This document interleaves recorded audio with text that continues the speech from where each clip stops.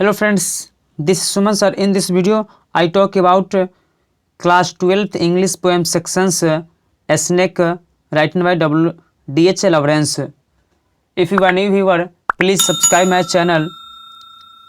This video is helpful for arts, science and commerce for class 12th. Let's start the video.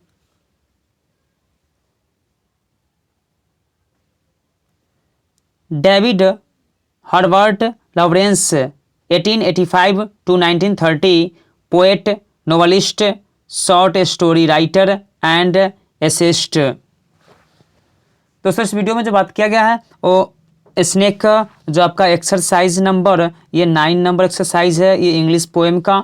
और snake जिसको लिखे थे कौन, D.H. Lawrence ने। इनका पूरा नाम क्या है तो David Herbert Lawrence.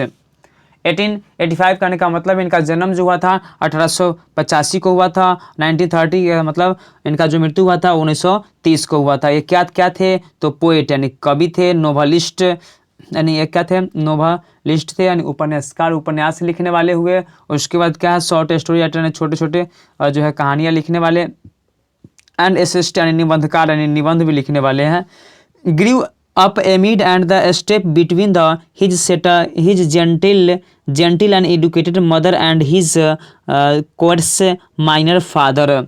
Grew up and यानी इन कहने का मतलब है आगे में क्या, इनका जन्म कब हुआ था 1885 में, मृत्यु कब हुआ था 1930 को। और क्या थे, पोएट कवि थे, नाटक यानी नोवेलिस्ट थे, शॉर्ट राइटर एंड एसिस्ट थे। आगे में क्या दिया, ग्रीव अप एमिड यानी ग्रीव अप एमिड का मतलब है जो है इसमें बात किया गया है इनके जो अंतर यानी कैसे इनकी माँ जो थी क्या थी, जेंटिल एंड एडुकेटेड यानी कि इनकी माँ जो थी क्या थी, जेंटिल एंड एडुकेटेड यानी कि शिक्षित और क्या थे, नेक सुशील थी। एंड उनके पिता जो थे हिज जो है कोर्स माइनर फादर यानी कि उनके पिता जो है खान में काम करने वाले यानी उल्टा विपरीत है एक तरह से। यानी एक जेंटल है तो उधर क्या है आपका कोर्स है, एंड इधर में क्या है तो आपका एजुकेटेड, उधर में क्या है माइनर फादर, यानी कि दोनों में बहुत का अंतर यानी कि एक दूसरे के विपरीत है ना। तो उनमें जो है अंतर बिटवीन ही यानी वो अंतर किए हैं और दिखाए हैं कि वो जो है कैसे जो है उनके बीच में जो है क्या द्वेष चलता है वो उसके बारे में, ठीक है। As a youth he is the Nottinghamshire mining यानी कह रहा है इसमें एक जगह का नाम है वो क्या है, नॉटिंघेमशायर। यानी वो जो यूथ अवस्था में, युवा अवस्था में माइनिंग द विलेज द ईस्टवार्ड यानी कि गांव का नाम है क्या, ईस्टवार्ड। और ईस्टवुड जो है वो भी गांव का नाम है। और वहाँ के बारे में उन्होंने बताया है, क्या बताया तो Lawrence resented the rough ways of his drunken father यानी उस समय जो है लॉरेंस यानी कि D.H. लॉरेंस जो थे रिस्टेंडेड रफ वेज यानी कि रफ मतलब क्या था, रुखरा, यानी कि यहाँ पे रुखरा नहीं हुआ, यहाँ पे कहने का मतलब है वो बुरे तरीके से यानी पिता के साथ जो है उतना अच्छा व्यवहार जो है नहीं करते थे। यानी किस कारण से तो कि वो जो है उनके पिता जो है भद्र यानी कि एक क्या थे, खान में काम करने जो है काला कलूटा यानी कि वो जो क्या थे, ड्रंकेन का मतलब है पीने होने वाले थे यानी पियक्कर टाइप का। तो उस पर जो है उनसे वो क्या करते थे, उनसे नहीं बनता था, उनसे द्वेष करते थे। And adopted his mother the refined values of the his own. और लेकिन उनकी माँ जो थी क्या थी, पढ़ी लिखी थी, नेक थी, सुशील थी, इसलिए उनका जो है क्या वैल्यू यानी सम्मान देते थे। रिफाइंड यानी कि जो है पूर्ण रूप से जो है उनका मान सम्मान देते थे अपनी माँ का, लेकिन पिता का नहीं। But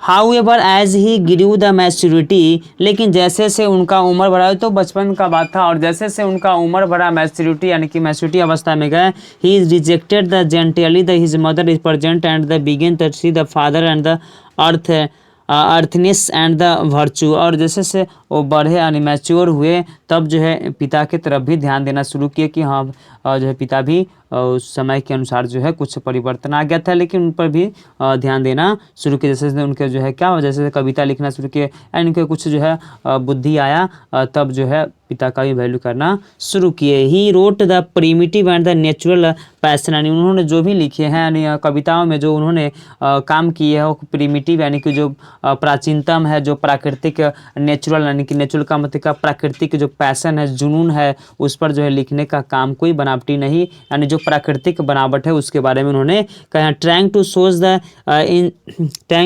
show the instinctive the forces and the man the might the bring happiness, यानी उस तरह से जो मनुष्य को क्या करता है, सुखी लाता है, सुखी समृद्ध, उसके बारे में।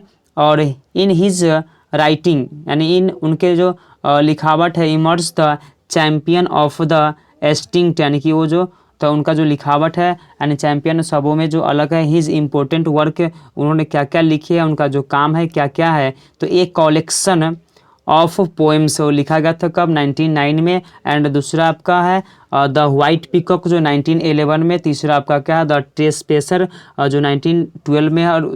और क्या आगे जो है सॉन्स एंड रबर्स 1913 में। एंड द रेनबो जो है आपका 1915 में। प्लम्ड सरपेंट, यानी कि सबका सब उनका जो है वर्क है लेडी कैटलिस लवर्स 1926। एंड आगे में क्या दिए, इन प्रजेंट पोएम, यानी ये जो कविता है इसमें जो सिनेक जो कविता है इसमें Lawrence extract the value of the, यानी वो जो मान सम्मान बढ़ाए किसका, तो प्रेमिटिव लाइफ, यानी कि जो प्राचीनतम जीवन है उसके बारे में। And denounces the shams the artificial modern the civilization life, यानी कि जो आज का जो बनावटी युग है, मॉडर्न युग का भी उनमें उन्होंने वर्णन किया है। I hope the video is helpful for you, so please subscribe my channel.